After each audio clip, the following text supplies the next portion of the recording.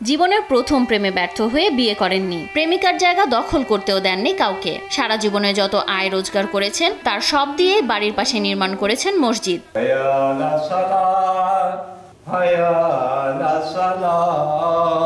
শুধু তাই নয়, বেঁচে থাকতেই মায়ের কবরের পাশে নিজের কবরের জায়গা রেখেছেন ৭৮ বছর বয়সী গোলজার হোসেন। মার কবর ওই কোনায়, আর এর ভিতরে আমার কবরের জায়গা রাখি। আমার কবর আমার মায়ের পাততলে হবে ওই জায়গায়। ঝিনাইদহ জেলার হরিণাকুণ্ড উপজেলার পার্বতীপুর গ্রামের গোলজার স্নাতক পরীক্ষায় অকৃতকার্য হওয়ার পর বড় ছেলে হিসেবে সংসারের হাল ধরেন। আমরা ছিলাম 4 ভাই 2 বোন। এখান থেকে হওয়ার পর ওই সংসারের হাল আমি ধরি। বাড়ি ঘর, তাদের পুকুর, মোটর সাইকেল এসব কিনে দিতে হবে, বাজারে দোকান করে দিই। 18 বছর বয়সে একই গ্রামের এক নারীকে পছন্দ করে তার সাথে সংসার করার স্বপ্ন দেখেন তিনি। ভালোবেসে বন্ধুর মাধ্যমে চিঠি দিয়ে বিয়ের প্রস্তাবও দেন তাকে। পরে সে নারী বিয়ের প্রস্তাব প্রত্যাখ্যান করলে সেই থেকে আর বিয়ে না করে একাকী জীবন পার করছেন 78 বছর বয়সী এ বৃদ্ধ। কথা তো সবসময় হতো, বাড়ির কাছে আসতে আসতে কথা হবে সবসময়। তো আমার বাড়ির পাশে পরীক্ষা করলাম, আমার ফ্রেন্ডের দিয়ে চিঠি লিখে দিলাম।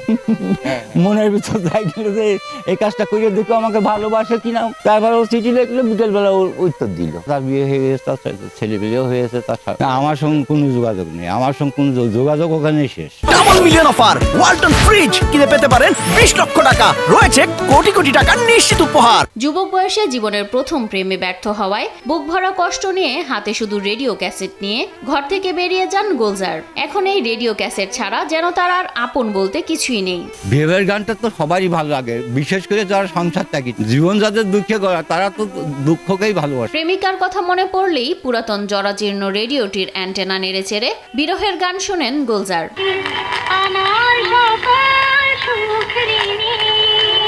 এত বছর বয়সে শুধু গানই নয়, বেশ কয়েকটি কবিতাও লিখেছেন বলে জানান এ বৃদ্ধ। নূর দিয়ে জগৎ পয়দা হয়, আল্লাহ নূরে নবী পয়দা, নূর ছাড়া নয় আদম তুদা। ওই নূরেতে সিজদা করলে সিজদা নিরঞ্জনকে পাওয়া যায়। আদমের কলবে বসে দিচ্ছে ঝলক দিবানিশি, গ্রহ তারা রবি শশী ওই নূরের ইশারায়। নূর দিয়ে জগৎ পয়দা হয়, যে চিনেছে নূরের নহর, খুদার প্রেমে সেই তো জগৎ। বিনা তারে নিশ্চয় খবর হাওয়া ধরে জানতে হয়, নূর দিয়ে জগৎ পয়দা হয়। আমি দেখি তো, আমার বহু গান লেখা আছে। মন ভালো করতে কারোর সাথে কথা না বলে বিকেল হলেই গোলজার ছুটে যান বাড়ির পাশের মাঠে। নিজের গড়ে তোলা মসজিদে প্রতিদিন নিজেই আজান দেন এবং নিজেই ইমামতি করেন। স্কুল কলেজে যেখানেই পড়েছি আমি ওই বিকেল হলে মাঠের দিকে একলা বসে থাকি। কারোর বাড়িও যাবে না, কারোর জমিতেও যায় না, তার জায়গা দিয়ে বেরিয়ে মাঠে যাবে, মাঠের থেকে ঘুরে তার জায়গায়।